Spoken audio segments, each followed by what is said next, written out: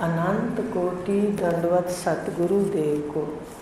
कल अपना विषय चल रहा था ब्रह्म प्रकाश का कि वेदों ने जिस सच को गाया है, 4 वेद, 4 उपवेद, 6 वेदांग, ये अपने 18 हैं ये जो प्रतिपादन करते हैं धर्म का, धर्मशास्त्र, पुराण, न्याय, तो ये 18 हैं जो अपनी संस्कृति को बतलाते हैं। तो जिसमें 4 वेद हैं, तो 4 वेदों में जो सच है वो है आत्मा और ब्रह्म की एकता। आत्मा ब्रह्म की एकता उसमें बताया है। लक्ष्य क्या है वेदों का? लक्ष्य कर्म नहीं है, यज्ञ नहीं है, उपासना नहीं है, ज्ञान देना नहीं है, लेकिन लक्ष्य है तत्वम असि। तो जीव और ब्रह्म की एकता का लक्ष्य है वेदों में। लेकिन अंतःकरण की शुद्धि के लिए निष्काम कर्म, तप और यज्ञ। निष्काम कर्म करने हैं ना, दान भी देना है, निष्काम कर्म, कर्ता नहीं बनना। ऐसा करने से अंतःकरण शुद्ध होगा और शीशा जब साफ होगा तो जाकर अपने स्वरूप का साक्षात होगा। ये बातें नोट करते जाओ दिमाग के अंदर। क्रिया में लाना है हमें ज्ञान को, तो इसलिए बताया। और ये भी आपको पहले बताया था कि जब भी कोई लक्ष्य की ओर निशाना लगाता है, जैसे कोई बंदूक से निशाना लगाता है जहाँ पर, तो पहले ये देखता है कि बंदूक की नली साफ है या नहीं है। पहले वो नली को साफ करता है, बंदूक की नाली को, तब वो गोली बिल्कुल अपने निशाने पर जाती है। ऐसे ही अंतःकरण शुद्ध करने के लिए वेदों में सीढ़ियाँ हैं: कर्म, उपासना, ज्ञान। अब बहुत पहले का पता था, अब तो देखो बदलाव भी होता रहता है कि 1 लाख मंत्र थे मुख्य। वैसे आर्य समाज में बताते बहुत हैं, पर शुरू में 1 लाख कहा मंत्र थे, ऐसा ऋषियों ने भी कहा। 80,000 कर्म के, 16,000 उपासना के और 4,000 ज्ञान के। देखो अध्याय 4,000 ज्ञान के सबसे कम और लक्ष्य की ओर ज्ञान पहुंचाता है। लेकिन अंतःकरण को शुद्ध करेगा जो कर्म बताया, जो उपासना बताया, आपको बताया चुप रहो, 15 मिनट बैठो, मन का निरीक्षण सदा करो। उपासन, मन के साथ आसन लगा लो, उपासना। तो ये अंतःकरण की शुद्धि करते हैं और ज्ञान अपने को महावाक्य का ज्ञान देकर के स्थित कराता है। तो लक्ष्य है वेदों का तत्वम असि। तो वेदों ने जिस सच को गाया है वही ब्रह्म प्रकाश के अंदर है। और सतगुरु की कृपा है कि इतने बड़े विस्तार के जो जगत है विशाल, उसमें आत्म का साक्षात कराया, मिथ्या जग में आपको दिखाया। अब आपके देखो अलग अलग अर्थ हैं। परमात्मा को भी हम कहते हैं आपको मेरा नमस्कार, गुरु के लिए भी कहते हैं आप, और अपने लिए भी कहते हैं आप क्या कर रहे हो, आप। तो सबका इकट्ठे अद्वैत रूप में साक्षात करा दिया, आपका साक्षात करा। आपका माने अपना स्वरूप भी बता दिया कि मेरा स्वरूप भी क्या है, परमात्मा का भी बता दिया और हमारी मैं का भी बता दिया। आप मिथ्या जग में आपका साक्षात करा दिया कि तू तो जिंदा है, मृत्यु तेरे आसपास ही नहीं है, तू कैसे मरेगा, तू सदा अमर है। तो ये आप गुरुदेव की कृपा है, उन्होंने दिखाया। परमात्मा ही ब्रह्म कहा। वे ब्रह्म किसको कहते हैं? परमात्मा को। परम आत्मा, आपको आत्मा, मैं को आत्मा कहते हैं और वह को परम आत्मा। माने आत्मा से भी और परम लगा दिया। परम लगाते हैं तो वहाँ पर श्रेष्ठ बात आ जाती है, भाई उससे भी श्रेष्ठ, माने उससे भी अलग ऊंचाई की बात। जैसे कहते हैं ना, ये भक्त है और ये परम भक्त है, ये तपस्वी है, ये परम तपस्वी है, यही आत्मा है और वो परम आत्मा है। एक जैसे हैं वैसे तो, पर भेद क्या है? परम क्यों लगा दिया? आत्मा के साथ परम लगा दिया क्योंकि आत्मा मैं अपने आप को एक शरीर वाला समझती है। मैं साक्षी, मैं दृष्टा, मैं साक्षी, मैं दृष्टा, एक शरीर का। और इस परिचिनताओं का त्याग करके आयतन जो जितने भी घर हैं बने हुए, चार दीवारियां, शरीर, इन सब का उल्लंघन करके जो ब्रह्म है व्यापक अनंत, वो उस आत्मा के साथ परम लगा दिया। जो आत्मा का स्वरूप है वही परमात्मा का है। सत्य चिद आनंद अद्वैत अनंत, आनंद स्वरूप, अनंत स्वरूप, अद्वैत स्वरूप, आत्मा भी है और परमात्मा भी। पर परछिनता के कारण, परछिनता को जब काट करके, परछिनता को जब परे करके अद्वैत में बताया तो उसको परमात्मा कह दिया। परमात्मा का भी यही स्वरूप है, सत्य चित आनंद अद्वितीय अनंत।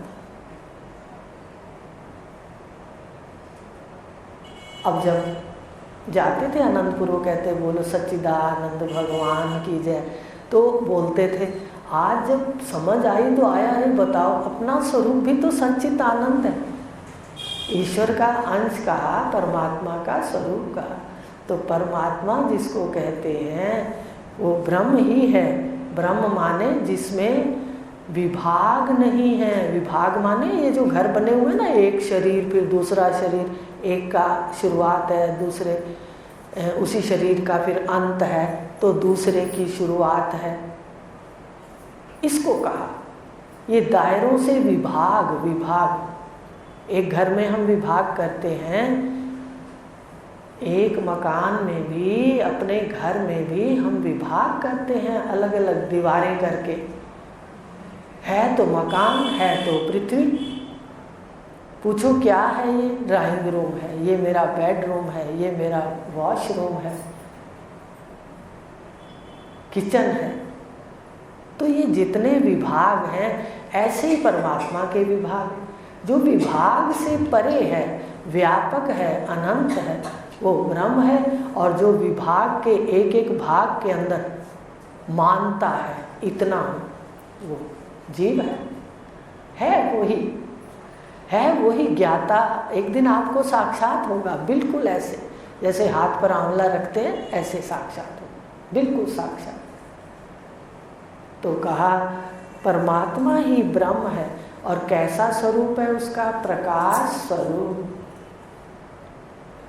आज तक हमने यह नहीं देखा था कि अंधकार को भी दिखाने वाला प्रकाश है।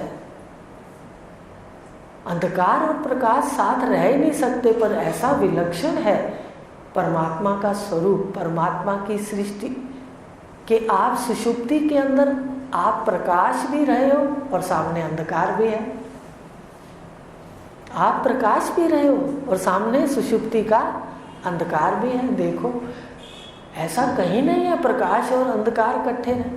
ब्रह्मसूत्र के अंदर ये प्रश्न किया, आप कहते हो ज्ञान जीव को है, जीव ब्रह्म है, तो अज्ञान इसको कैसे है? फिर तो ज्ञान स्वरूप है।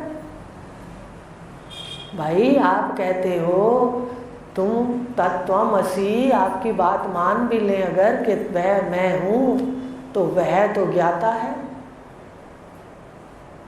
आप फिर ये भी कहते हो भाई ज्ञान लो अपने गुरु के पास जाकर, तो ये क्या बात करते हो? उधर से कहते हो मैं ब्रह्म हूँ, उधर से कहते हो ज्ञान लेने गुरु के पास जाओ, अज्ञान है।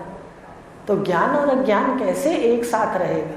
तो आप सुषुप्ति में देख लो, ऐसा विलक्षण परमात्मा है। उसने सृष्टि रच के जीव को भेज दिया और बुद्धि पर पट्टी बांध दी वासनाओं की, बस। और ये भटकता हुआ कुओं में गिरता रहता है, वासनाओं के कुओं में। थोड़ी थोड़ी देर में खड्डा आ जाता है, फिर गिर जाता है, फिर गिर जाता है। लेकिन सतगुरुदेव मिल गए, अब मिल गए हैं तो समय का लाभ ले लो, अपने चिंतन को पक्का कर। सच लगता जाए तो सच को पकड़ लो। गुरुदेव ने ज्ञान का दीपक दे दिया हाथ में, पट्टी खोल रहे हैं अज्ञान की, और दीपक भी दे दिया हाथ में। अंधकार है जगत में, माया का अंधकार है, विषयों का अंधकार है। प्रकाश दे दिया, दीपक दे दिया ज्ञान का, आँख से पट्टी भी खोल दी। पर आपको क्या बताएं, ये जीव वो जगा के दीपक भी हाथ में दे देते हैं। ये फिर वासनाओं से बीच में क्या करता है, बीच में झपकी लेता रहता है, और झपकी लेता है और कुएं में गिर जाता है। बताइए, है ये बात कि दीपक भी दे दिया हाथ में, फिर झपकियां लेता है। सावधान होकर के वर्ण धर्म के अनुसार हमने वर्तने हैं विषय, जबकि माने इसमें डूब जाना, मोह हो जाना, ये ध्यान रखना। बड़ा साफ सुथरा ज्ञान है कृष्ण का। तो बताया कि ब्रह्म स्वरूप प्रकाश स्वरूप है, और कैसा प्रकाश है, अंधकार को भी प्रकाशता है, जबकि अंधकार प्रकाश साथ नहीं रहते। सुषुप्ति में अंधकार है और तुम आत्मा प्रकाश है। तो ब्रह्म है प्रकाश स्वरूप, सब रूपों को रचने वाला ब्रह्म प्रकाश अरूप। अब परमात्मा देखो सब रूपों को रचता है, पर स्वयं का कोई रूप ही नहीं है।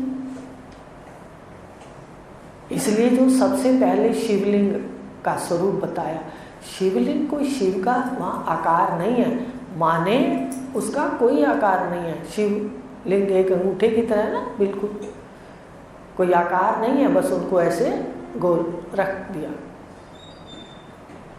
तो ये जो शिव है आदि परमात्मा, ये शिव परमात्मा, इसका कोई आकार नहीं, पर देखो कितना विलक्षण है कि आकार नहीं है और इतने आकार रच के उसमें बैठ गया। अब एक बात देखें, आकार उसका नहीं है पर उसने आकार रचे, इतने आकारों में बैठ गया। आप किसको कहोगे कि ये परमात्मा है?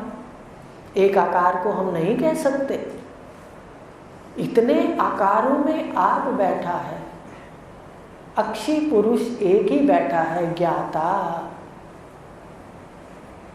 आकार जितने हैं वो अनेक हैं, इसलिए कह दिया निराकार। भाई किसका आकार दें उसको, हम नहीं कह सकते कौन सा आकार। वो आंखों में बैठ के बिल्कुल साकार रूप सृष्टि में बैठ के भी अक्षी पुरुष के रूप में फिर भी प्रकाश स्वरूप है। आप प्रकाश स्वरूप हो, आपका कोई आकार नहीं है। ये तो माया से है, माया दिखा रही है, ऐसे दिखाती है और एकदम चमक की तरह कि क्या हो गया, कहते वो 100 साल के थे ना, वो चले गए। अरे उसको पता ही नहीं चला होगा 100 साल कैसे बीत गए। ऐसे जाग जाओ, रोज अपने हिसाब लगाओ, अच्छे कर्म करो, जो आपके मन के अंदर अच्छाइयाँ हैं उनको प्रकट करो और सुंदर यात्रा करो। मोह से तो आपको कल बताया था, विषय तो जब भी पूरे होंगे, अगर अज्ञान है तो विषय आप बुझाओगे, भोग कर कालक छोड़ जाएंगे, बताया था। आज ये भी बता दिया कि झपकी लेते हैं माने मोह की और फिर खड्डे में गिर जाते हैं, जबकि दीपक भी हाथ में दे दिया गुरुदेव। तो बताया ब्रह्म प्रकाश स्वरूप है और सब रूपों को रचने वाला स्वयं, उसका कोई भी रूप नहीं। अब देखो 84 लाख योनियों के अलग अलग तरीके के ड्रेस बना के, 84 लाख योनियों के डिजाइन की कटिंग करके ड्रेस बना के पहन ली, बैठा एक है। तो पहचान कैसे आवे? इतनी फैंसी ड्रेस के अंदर बैठा है, फैंसी ड्रेस में जल्दी से पहचान नहीं आती। जब स्कूल में पढ़ते थे 10वीं में, तो सहेली ने भिखारिन का रोल किया था, फैंसी ड्रेस का वहाँ होता था, जब एनुअल फंक्शन होता था ना, तो बाहर से हमारे जो हेड थे वो आए पत्नी के समय, तो गेट के ऊपर कोई भीख मांग रहा था। तो उन्होंने कहा दूर हट जाओ, मुझे अंदर जाना है। अंदर आए तो बाद में पीछे पीछे आ गई। सब इतने हैरान हुए, वास्तव में वो लगी नहीं कि वो भिखारिन नहीं है। देखिए ऐसे ही परमात्मा है। जब एक व्यक्ति इतना कर लेता है तो परमात्मा देखो इतने रूप पहन पहन करके वो एक ही बैठा। तो कैसे इसको पहचाना है जीव को? लीला है ना। देखो सृष्टि काल में जीव पहचानता है और प्रलय काल में ईश्वर देता है कपड़े। तो बताया ब्रह्म प्रकाश अरूप है और सब रूप रचता है और सब रूपों में वही बैठा है, ज्ञाता ज्ञान स्वरूप। बैठा घट घट दिखे नहीं, बिना गुरु के तो बिल्कुल ही नहीं दिखता। आज तो देखो फिर भी दिखता है कि आप ही हो, आप ही हो, आप ही हो। और ये भी आता है कि आप मेरा कैसे गलत करोगे, अच्छा ही करोगे, अच्छा ही हो। बैठा घट घट दिखे नाही, है आवरण अज्ञान। बिल्कुल सामने बैठा है, घट घट में है, सर्वत्र है, पर दिखता नहीं। इसका कारण है कि हमें उसका ज्ञान नहीं है। हमारे अंग संग कहते भी हैं, परमात्मा हमारे अंग संग है। देखो अंगों को भी परमात्मा कह देते हैं, और जो अंगों के संग है, प्रकाशक साक्षी, इसका जानने वाला, साफ कह देते हैं भाषा के अंदर। तो परमात्मा मेरे अंग है और मेरे संग है। माने प्रकाशक जीव को प्रकाश भी रहा है, जीव का साक्षी है। आप देखो जीव का साक्षी आपका अपना असली स्वरूप है। तो अंग किससे बने हैं? समुद्र में लहरों की तरह ये माया है, माया के अंग हैं। बताओ अंग भी वही और संग भी वही। कहते तो सही है, बातें कई संसार में जो प्रचलित है ना, वो बात सही कहते हैं, पर जानते नहीं। मान लो कोई नया व्यक्ति आकर अपने बीच में बैठ जाए, हम उसको जानते नहीं हैं, और फिर हम अगर उसका कोई बात कर रहे हैं, उसका नाम भी ले लें कि भाई वो आएगा, वो इतना अच्छा है, वो इतना ज्ञान वाला है। अब बैठा सभा में ही है, जानते नहीं तो उसका वर्णन भी कर रहे हैं, लेकिन जब सभा खत्म होती है वो कहते हैं मैं ही हूँ, तो कहते हैं अच्छा। ऐसे ही ये है कि घट घट में बैठा है। हर योनि के आंखों में अक्षी पुरुष के रूप में ब्रह्मा जी ने कह दिया कि यही आत्मा है, यही ब्रह्म है। इंद्र को कहा हे सौम्य, यही आत्मा है, यही ब्रह्म है, यही आनंद स्वरूप है। तो अब बैठा आंखों में अक्षी पुरुष सब में है, पर जानते नहीं हैं, अज्ञान का आवरण है। आवरण कौन सा है? आवरण सीधा सीधा है। जैसे हम शरीर में प्रकट हुए, इस शरीर को ही मैं मानने लग गए, पीछे तो देखा नहीं कि कहाँ से आया हूँ। आज तो आपको बता दिया, आप रोज रात जहाँ जाते हो, रोज हर रोज यहाँ से छोटी मृत्यु होती है, आप रोज रात जहाँ जाते हो, सुबह उठ के वहीं से ही आते हो। अगर ये जान लेते हो आप अपनी शक्ति से, तो गुरु की भी कोई आवश्यकता नहीं।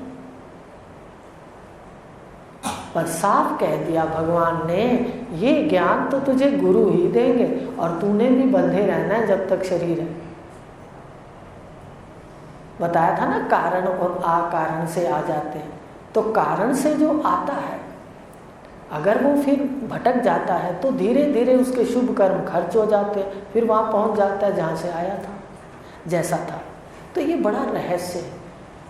उपनिषदों में, योग वशिष्ठ में भगवान राम को कह रहे हैं, वशिष्ठ भगवान के दैनिक श्रवण जीवन पर्यंत और हमें भी आज्ञा करी गुरुदेव ने कि जैसे भोजन करते हो बेटे, ऐसे दैनिक श्रवण मनन निधिध्यासन दैनिक जीवन पर्यंत होना चाहिए। देखो आखिरी समय में भी तो कोई ऐसा व्यक्ति आ सकता है मोह वाला जो अपने को भटका दे। इसका मन का भरोसा ना करना। मन भी बड़ा विलक्षण है, मुझे तो सृष्टि बड़ी विलक्षण लगती है। मन कहूँ आप मुझे मन दिखाओ, आपको अभी कह दूँ भाई अपना अपना मन दिखाओ, आप एकदम चुप बैठ जाओगे। क्या कह रहे हैं दीदी, कैसे दिखाएं मन? अब दूसरा ये बात कहूँ कि आपके पास मन है तो सही, है तो सही, आपका सिर हिल रहा है, हाँ है। कैसा आश्चर्य युक्त है, मन दिखता भी नहीं है इतना पूरा फाती कि सारे जगत को अंदर भर लेता है। कहो दिखाओ तो कोई दिखा नहीं सकता। इतने विलक्षण पुर्जे मिले हैं, इनका सदुपयोग कर ले। तो बताया कि बैठा घट घट दिखे नाही, है आवरण अज्ञान। हम जानते नहीं हैं उसको, ना अपनी मैं को जानते हैं और ना ही वह को जानते हैं। ना मैं को जानते हैं ना वह को जानते हैं। तो कहा यही आवरण है अज्ञान का। तो ज्ञान गुरुदेव देते हैं। ज्ञान देते ही जो सामने बिल्कुल साक्षात है, सद अपरोक्ष है, उसका साक्षात्कार हो जाता है। जब गुरुदेव ज्ञान देते हैं कि माया एक आवरण है जो कपड़ा है तेरा शरीर का, इसने ढक लिया आपकी मैं को। मैं ही सच्चित आनंद सदा रहने वाली ब्रह्म स्वरूप है। अब ज्ञान लेते ही धीरे धीरे कपड़ा शरीर उतरने लगा, निश्चय होने लगा कि माया का है, ये तो रोज मर रहा है, हर क्षण मर रहा है। तो ज्ञान होते ही एकदम साक्षात आकार में हो गया। साक्षात्कार का क्या अर्थ है? कहा जाता है कि भाई महात्मा के ज्ञान के बाद साक्षात्कार होगा, माने ये जो अक्षय पुरुष है आकारों में बैठा है, साक्षात हो जाएगा। जो अब है तो सही पर जानते नहीं, जानने के बाद साक्षात हो जाएगा। ये शरीर माया का आकार है, जानने के बाद शांत हो जाएंगे कि भाई ये तो मरेगा। यही बात है, ब्रह्मज्ञानी का शरीर मृत्यु से बचता है? बताइए। भगवान कृष्ण, भगवान राम, जिसने भी देह ली, ब्रह्मा जी तक, उनकी जैसी भी देह है। अब शास्त्रों में तो 2 देहें बताई, कई तरह की बात है, अपने को इतना गहरा नहीं जाना। कैसी भी देह है सबकी, वो छूटेगी। तो हमें निश्चय हो जाएगा, हम इसका लाभ ले लेंगे, समय का अच्छी सुंदर यात्रा कर लेंगे, अपने कर्तव्य अच्छे निभाएंगे। अपना सबसे बड़ा कर्तव्य है अपने प्रति, याद रखना।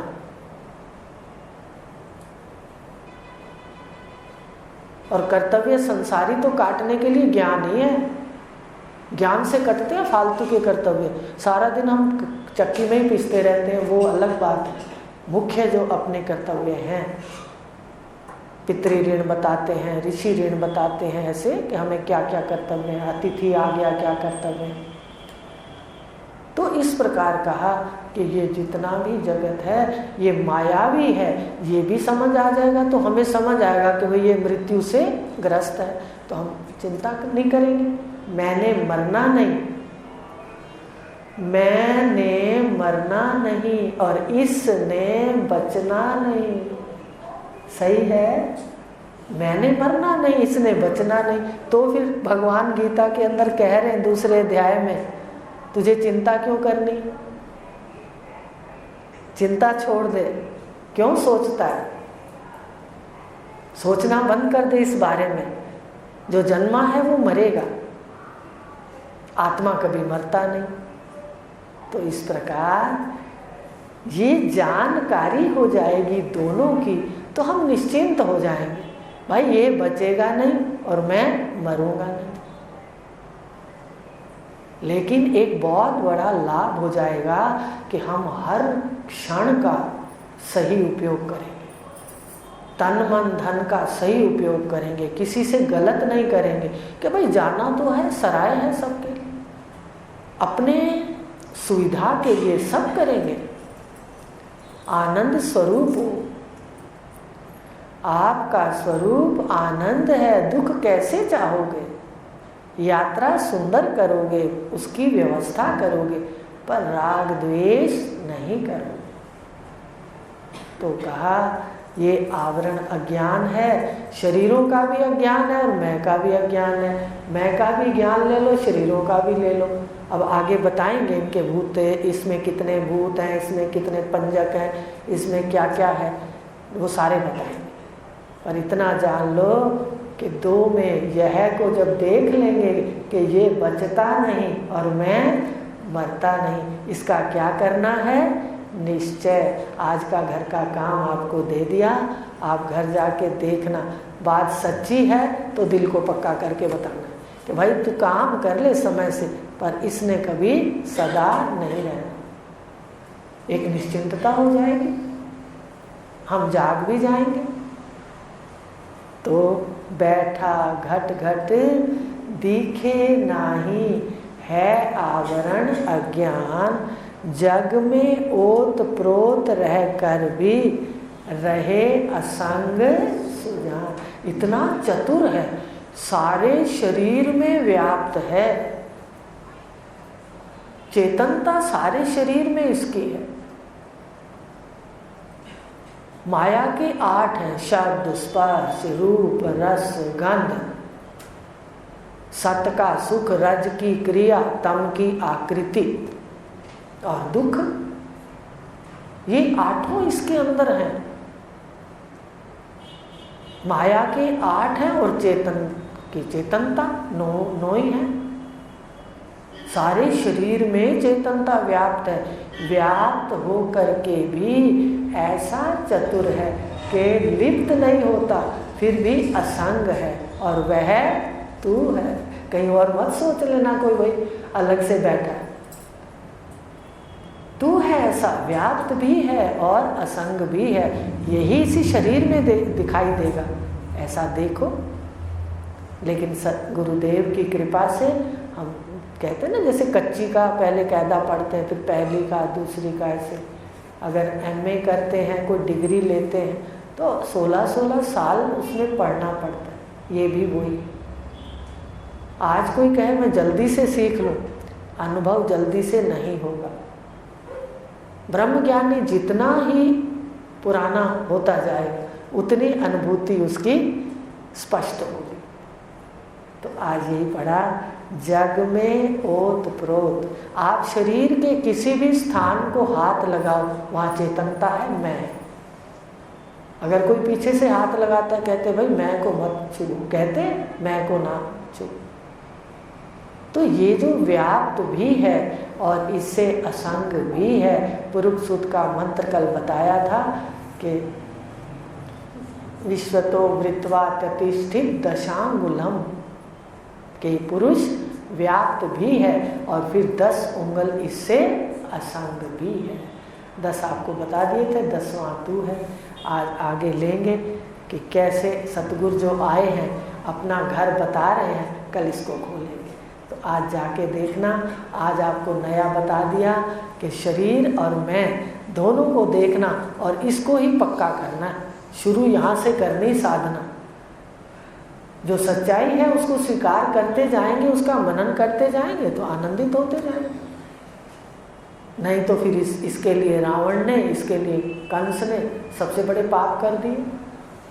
कंस ने तो छोटे छोटे बच्चों को मार दिया, फिर भी नहीं बचा, बेचारा मरना ही पड़ा। तो इसलिए आज आपको ये दे दिया विषय, मनन करना है। ओम पूर्णमद